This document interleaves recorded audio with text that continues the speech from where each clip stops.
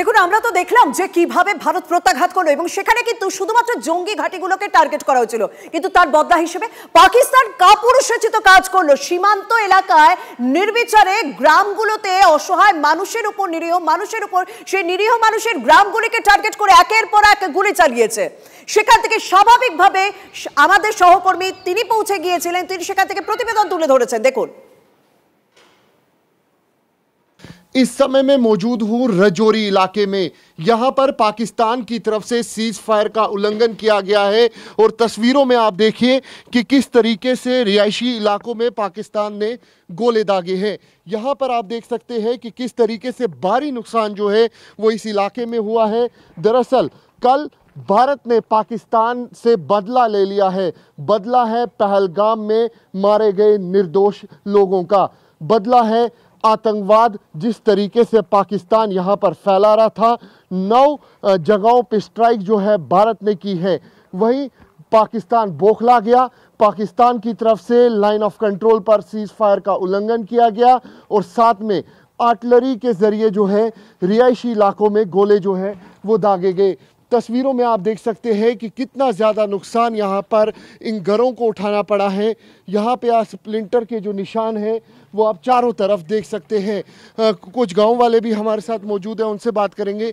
कितना नुकसान हुआ है साहब यहाँ? नुकसान बहुत हुआ है क्योंकि पाकिस्तान ने सिविल रिहायशी एरिया को टारगेट किया है और पुंछ जोरी हाईवे को टारगेट किया है, क्योंकि फौज से पाकिस्तान लड़ नहीं सकता है, लेकिन आम सिविलियन को ये तंग करता है। जिस तरह आपने देखा होगा कई बार स्कूलों में वो टारगेट करता है, इस तरह सिविल लोगों को और खास करके हमारे पुंछ जोरी हाईवे को बाधित करने की कोशिश की गई है। सेना के साथ खड़े? बिल्कुल सेना के साथ खड़े हैं। हम कहते हैं कि सेना को जिस चीज़ की जरूरत है हम सदा उनके लिए तैयार हैं, खड़े हैं।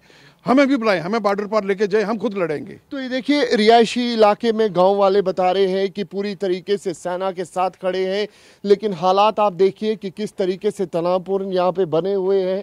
स्प्लिंटर के निशान साफ तौर पे आप दीवारों पे देख सकते हैं और किस तरीके से तबाही यहाँ पर देखने को मिल रही है। ये साफ तौर पे दिखाता है कि किस तरीके से पाकिस्तान यहाँ पर सीज फायर का उल्लंघन कर रहा है। ना सिर्फ सीज फायर का उल्लंघन कर रहा है बल्कि रिहायशी इलाकों को भी लगातार टारगेट कर रहा है। कैमरा पर्सन अनुदीप शर्मा के साथ अंकित भट्ट, TV9 भारतवर्ष के लिए रजौरी से। জবাব দেওয়া হবে, বিচার হবে, বারবার এই আশ্বাস এসেছে। খোদ প্রধানমন্ত্রী বলেছেন, প্রতিরক্ষা মন্ত্রী বলেছেন, স্বরাষ্ট্রমন্ত্রী বলেছেন। গোটা দেশের মানুষ আজ সেই উচ্ছ্বাসের মুহূর্তে রয়েছেন যখন 9টি জঙ্গি ঘাঁটির ওপর ঘরে ঢুকে, অর্থাৎ পাকিস্তানে ঢুকে 9টি জঙ্গি ঘাঁটিতে অপারেশন সিঁদুর চালানো হয়েছে। দেশের বিভিন্ন প্রান্ত থেকে মানুষ, তাদের সেই উচ্ছ্বাসের ছবি উঠে আসছে। তারা খুশি, তারা বলছেন যে এই জবাবটার প্রয়োজন ছিল। জঙ্গি ঘাঁটির উপর মারা হয়েছে, তিরঙ্গা হাতে জয় হিন্দ স্লোগান দিয়ে মানুষ বাড়ির বাইরে এসে দাঁড়িয়েছেন, কখনো আতশবাজি পুড়িয়েছেন।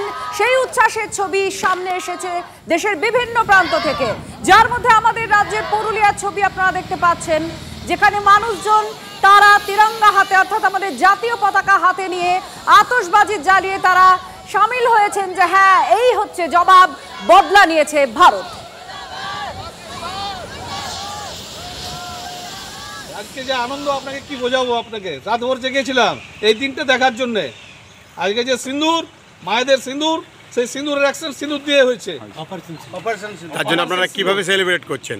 সেলিব্রেট তো একটু শুরু হয়েছে, आरो देखते पाবেন। बहुत ही अच्छी हमारी भारतीय सेना है और अच्छी मेहनत कर रही है और हम भी ग्रामीण सब साथ में हैं। उसका बदला लेने के लिए भारत के प्रत्येक नागरिक के अंदर बदले की भावना थी, उन आतंकवादियों को करारा जवाब देना था। इसलिए भारत की सेना ने पाकिस्तान के घर में घुसकर उन आतंकवादियों को करारा जवाब दिया है। और जिस प्रकार से आतंकवादियों ने एक महिला के पति को मारा, जब उसने कहा कि मुझे भी मार दो, उसने कहा मोदी को कहना, और वो बात मोदी तक पहुंची और वहां पर केवल आदमियों को मारा गया, कई बहनों के संदूर जो हैं वो मिटाए गए। और इस ऑपरेशन का नाम मोदी ने ऑपरेशन संदूर रखा। जिस प्रकार से कल रात को भारतीय वायुसेना ने, भारतीय नेवी सेना ने, इंडियन आर्मी ने पाकिस्तान के ऊपर अटैक किया और जो 22 के करीब मिसाइलें छोड़ी गई और पाकिस्तान के 200 से करीब जो आतंकवादी है उनको मौत के घाट उतारा गया, तो हम सेंटर सरकार का भी धन्यवाद करते हैं जिन्होंने आर्मी को फ्री हैंड किया ताकि आर्मी जो है पहलगाम का बदला ले सके।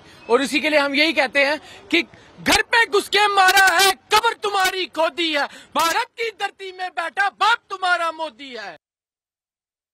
हाँ, बदला तो देवा उचित আছে, অনুচিত কাজ তো নেই, ভালোই কাজ হচ্ছে। জয় হিন্দ, ভারত মাতা কি জয়। ভালো হয়েছে, খুব খুশি আমরা, খুব খুশি। ভালো ভালো, খুব ভালো হওয়া উচিত ছিল, তো না হলে তো বুঝতে পারবো না কি আমাদের মধ্যে কত কি আছে না আছে। এটা তো দেখার আছে ভালো হয়েছে কি না হয়েছে। খুব ভালো হয়েছে। আতঙ্কবাদী যা আড্ডা ছিল ওটা ধ্বংস করা হয়েছে, ওটা খুব জরুরি ছিল।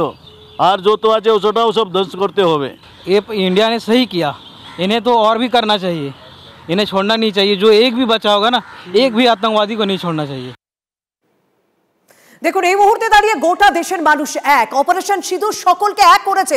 শাসক বিরোধী সবাই এখন একই সুরে গান গাইছেন, প্রত্যেকের মুখে জয় হিন্দ স্লোগান। সেই স্লোগান তো শোনালাম, কিন্তু যখন পাকিস্তানের মাটির ভেতর ঢুকে, পাকিস্তানের সর্বোচ্চ টার্গেট রেঞ্জ 100 কিলোমিটার অপারেশন সিঁদুর পাকিস্তানের মাটিতে ঢুকে কোন কোন জায়গায় হামলা চালানো হলো সেই জায়গাগুলো আমরা বারবার তুলে ধরছি, কারণ ভারত নিজের জায়গা পরিষ্কার, জঙ্গি একেবারে নিকেশ করা হবে, সমূলে উৎখাত করা হবে, যে কারণে কোটলি, গোলপুর, বার্নালা, মেহমুনা, মুরিদকে, বাহাওয়ালপুর এই জায়গাগুলোতে হামলা চালানো হয়েছে। কিন্তু এই জায়গাগুলোর গুরুত্ব ঠিক কোন জায়গায়?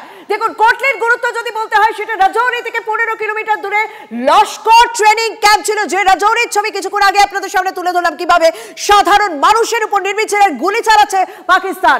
গোলপুর যা পুঞ্চ থেকে 35 কিলোমিটার দূরে, আর সেখানে লস্কর জৈশের ক্যাম্প ছিল। লস্কর এবং জৈশ যারা বারবার আমাদের দেশের মাটিতে এক একটা জঙ্গি নাশকতামূলক ঘটনা ঘটিয়েছে। বার্নালা যা রাজৌরি থেকে 10 কিলোমিটার দূরতে, তা একটা সর্বোচ্চ বড় একটা জঙ্গি ঘাঁটি বলে এখনো পর্যন্ত খবর পাওয়া যাচ্ছে। মেহমুনা সীমান্ত থেকে 15 কিলোমিটার দূরে, যা হিজবুলের জঙ্গি ঘাঁটি। দেখুন, এই জায়গাগুলো ভীষণ ইম্পর্টেন্ট, কারণ শুধুমাত্র কিন্তু জঙ্গি ঘাঁটিগুলোকেই টার্গেট করেছে আমাদের দেশ। মুরিদকে যা লস্কর জঙ্গি ঘাঁটি, সাম্বা থেকে 30 কিলোমিটার দূরে। মুরিদকে যথেষ্ট গুরুত্বপূর্ণ জায়গা, লস্করের জঙ্গি ঘাঁটি। অন্যদিকে বাহাওয়ালপুর জৈশের হেডকোয়ার্টার, যা সীমান্ত থেকে 100 কিলোমিটার দূরে।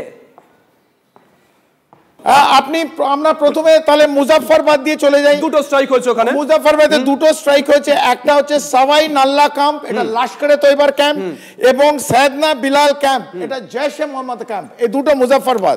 মাসুদ আজহার সম্ভবত ওখানে বসে অপারেশন গুলো করতো, আগে নাশকতা করতো, কিন্তু মাসুদ আজহার যেখানে বসতো, যে মস্কে থাকতো, সেটা আজকে গুড়িয়ে, আজকে আমি জানি না ছবি এসছে কিনা, আমাদের জায়গায় কিছু ছবি পেয়েছি, ওই মসজিদটাকে গুড়িয়ে দেওয়া হয়েছে। বেশ, কোটলি, তারপর হচ্ছে কোটলিতে হচ্ছে মার্কাস আব্বাস জৈশে মোহাম্মদের ক্যাম্প।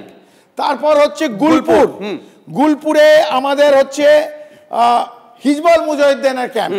তারপর আমি ওইখানে আবার আমাদের ম্যাপে কি দেখাচ্ছে, ভাবিরে হচ্ছে মার্কাসে আল হাদিদ, এটা হচ্ছে লস্করে তৈবার ক্যাম্প। তারপর আমরা সিয়ালকোটে চলে আসি। সিয়ালকোটে হচ্ছে মেহমুনা জোয়া, এইটা হচ্ছে হিজবুল মুজাহিদ্দিনের ক্যাম্প। তারপর আমরা দিতাংশ একটু আমরা ভালো করে আরো মার্ক করে আপনি দেখাতে পারবেন এর সাহায্যে। হ্যাঁ, তাহলে আমরা আবার চলে যাই মুজাফফরবাদে, যেখানে দুটো ক্যাম্প, একটা জৈশে মোহাম্মদ এবং লস্করে তৈবা। আমি ওদের কোন কোন মস্কগুলো অথবা যে ট্রেনিং ক্যাম্প, সেই নামগুলো নিচ্ছি না, আমি জায়গা দেখিয়ে দিচ্ছি। কোটলিতে হচ্ছে আমাদের কোটলিতে আমাদের যে 3য় নম্বর ক্যাম্প হচ্ছে, এটা হচ্ছে হিজবুল মুজাহিদ্দিনের ক্যাম্প। তারপর আমরা গুলপুরে চলে আসি, একটা লস্করে তৈবার ক্যাম্প। তারপর আমরা চলে আসি হচ্ছে ভাবির স্ট্রাইক 5, এটা হচ্ছে লস্করে তৈবার ক্যাম্প। তারপর আমরা চলে আসি হচ্ছে সিয়ালকোট, এটা হচ্ছে এটা হচ্ছে হিজবুল মুজাহিদ্দিনের ক্যাম্প। এবং তারপর চলে আসি আমরা সারজায়েল, তেহরা, কালান, এবং এখানে আপনাদের আসছে চোক আমরু হচ্ছে জৈশে মোহাম্মদের ক্যাম্প। এবং লাস্টে মুরিদকে এখানে হচ্ছে ভাওয়ালপুরের কাছে, এটা হচ্ছে লস্করে তৈবার হেডকোয়ার্টার, ভাওয়ালপুর হচ্ছে জৈশে মোহাম্মদ হেডকোয়ার্টার এবং মুরিদকে হচ্ছে লস্করে তৈবার হেডকোয়ার্টার। তো আমি এটা দিলাম। তো এইখানে এই মস্কগুলো অথবা যেখানে নাশকতার ছক দু জায়গার থেকে হতো, ভাওয়ালপুর এবং মুরিদকে একটা লস্করে তৈবা একটা জৈশে মোহাম্মদের ক্যাম্প, এখানে নাশকতার ছকটা বানাতো। एक साफ संदेश जा रहा था, जिस तरह से प्रधानमंत्री ने कह दिया था कि हम इस पहलगाम में जो हमारे 26 निर्दोष लोगों का, कि उनकी बच्चों के सामने, उनकी पत्नियों के सामने, उनके 26 लोगों को मौत के घाट उतारा है। तो एक तरह से उन आतंकवादियों ने अगर सिंदूर उजाड़ने का काम किया था, तो आज हमारी सेना ने उस सिंदूर बदलने के उनको पूरे पाकिस्तान में उनके सारे कैंपों को, हेडक्वार्टर्स को तबाह करके पूरे विश्व को कर दिया कि अब आतंकवाद को नेस्तनाबूद करके रहेंगे। I congratulate the Army, I congratulate the Air Force, the Defence Services who have done for what they have done. And the fact of the matter is that this denial cannot continue for decades to come. We have been the targets of terrorism which is manufactured in Pakistan. They have factories of terrorism, they manufacture it like Lashkar-e-Toiba, Jaish-e-Mohammed. And we have to put a stop to it. And Pakistan should not think that they will go unpunished. So I congratulate the defence services and I congratulate the government for having carried this out.